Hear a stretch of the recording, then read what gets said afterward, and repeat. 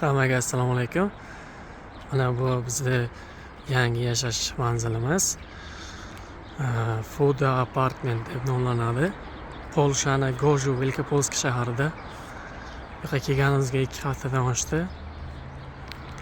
Nomlanishi manzili Ulitsa Traugutta 4. Kiraverish. Yevropaning boshqa joylariga o'xshab mana oxiriga qarab ajratib qo'yilgan. Kiraverish. Kalitlar shu yerda qoldiramiz.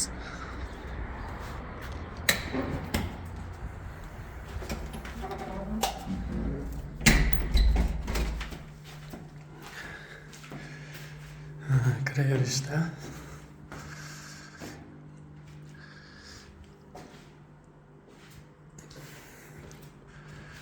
shunday ketgan 3 qavat. Birinchi qavatda 2 ta xona. Manzara, rasmchalar. Oshxonamiz mana ranglariga qarab ajratib qo'yilgan. Bioaxlat, qog'oz, salafan, metal, shisha, gaz, elektrik emas, gaz bilan yaxshi ovqat tezroq pishadi. Bu yerda 2 tagina xolodilnik. Odam ko'p, xolodilnikda joy yo'q. Hozir birinchi qavatda faqatgina hojatxonasi bor. Bu yerda bir zo'r nimasi bor. Ya'ni bu yer uborka qilinadi. Ishchilar har hafta 2 marta kelib bu yerda uborka qilib, mana bu yerlarni tozalab ketadi.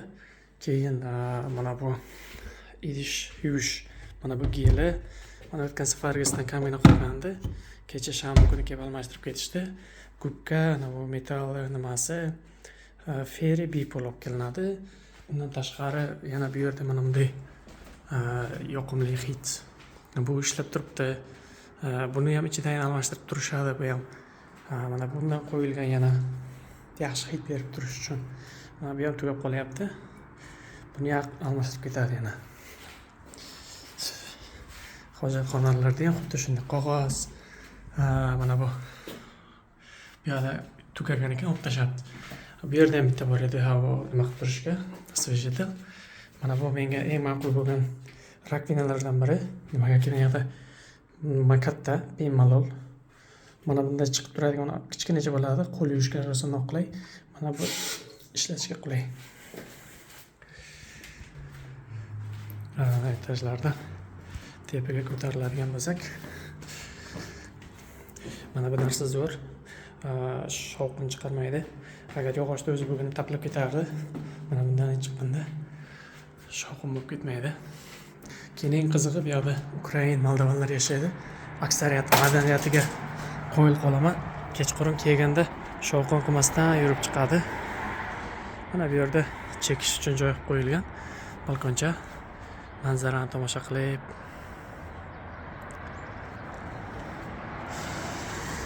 Yana bizning yashashimiz mana 2-qavatda hozircha.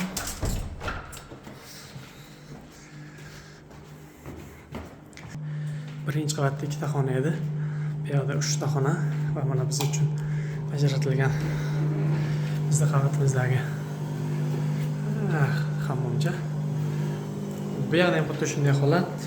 Qog'oz va svejitel firma tomonidan qo'yiladi. Mana keyin yana sovunlar ichida to'ldirib ketilgan. Bu yerda ajoyib bir restoran mashinka bor. Tashqi ko'rinishidan avtomatga o'xshamaydi, barabanga o'xshamaydi. Lekin ichi baraban. Rahmat. Ichi baraban aylanadi. Lekin ishlatishga o'ta noqulay. Bunday ochiladi. Maravat kirlarni solib, keyin mana bu yerda parajok uchun joy, mana birinchi nimasi. Parajok bunisidan yaxshi ketadigan, unisiga nisbatan rangi ham sarg'ayib ketgan, hech kim parajok solmagan. O'rtasida esa qanday yana oqartiradigan, boshqa narsalar soladigan joyi. Menga ko'rinishda men ko'rmagan kiradigan mashinkani rejimlari bu avtomatik qilmaydi ekan. Masalan, mana kir, buni yuvamiz ko'pchilik kaplakchada 30 minut yuvadi. Yaxshi yuvadi, lekin unchalik ham zo'r emas bo'ladi. Mana bu funksiyaga qo'yiladi 1 soatlik. Bu nima 1 soat 20 minut beradi vaqtini ko'rsatyapti.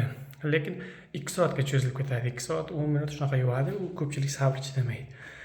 Xullas mana yuviladi. Mana yuvamiz ko'pchilik 30 ko'rsatyapti, lekin 45-50 minut yuvadi. Bilmayman nima 30 ko'rsatgan. Xullas 50 minut yuvadi mana bu rejimida. Keyin mononga o'tkazamiz. Bu naqa suv tushirib yuboradigani 3 minut. 3 minut deyapti, bir 5-6-7 minutga boradi. Undan keyin mana bu. Bu quritish uchun ichidan kirtiraveradi. Olinmash rejimni o'zgartirish kerak-da bunda. Bunga o'tkazgandan keyin mana 15 minut deyapti, bir 25 minut turadi, lekin aylantirib o'zi quritib sal nami ketadi, keyin olsa bo'ladi. Agar mana shunday kirda yuvib turib, mana 30 ko'rsatyapti.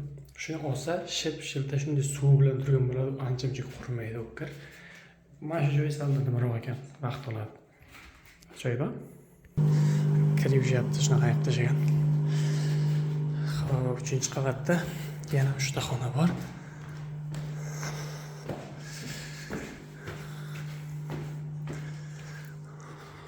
Bir, 2, 3 xona va 3-qavat uchun ajratilgan. Mana sovunchoq qo'yilgan, qog'oz. Bu biz bundan oldin yashagan joyimizda shu qog'ozdan muammo bo'ldi. Senobga bir-biriga tashlaydi. Qog'oz o'ziga yarasha bu yerda endi pilla bor-ku. Mana bu narsa kimnikidir qolib ketadi. Bu yoqda yaxshi sovun qog'oz, освежитель. Keyin уборка qilish, avval spiska qilib, sen уборка qilmading, men уборка qildim. Tortishib o'tardik. Bu qavat uchun alohida mana muzlatgich, o'zlarini yegurliklar turadigan joyi.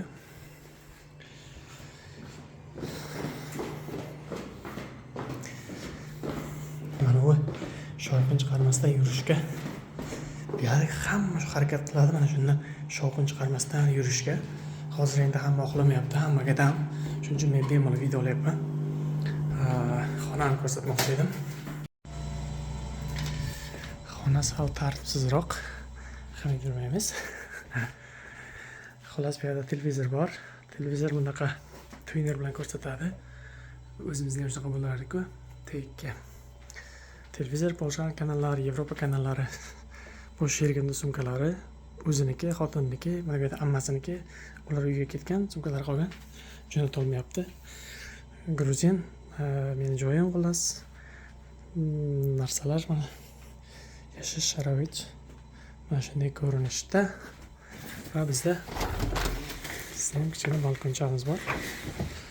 Boshqacha keraksiz narsalar balkonga qo'yib qo'yganmiz. Keraksiz narsalar boshqacha. Va manzarangga bir manzara. Tomosha qilish uchun emas u. Ko'z yumib davom ettirish uchun zo'r joy.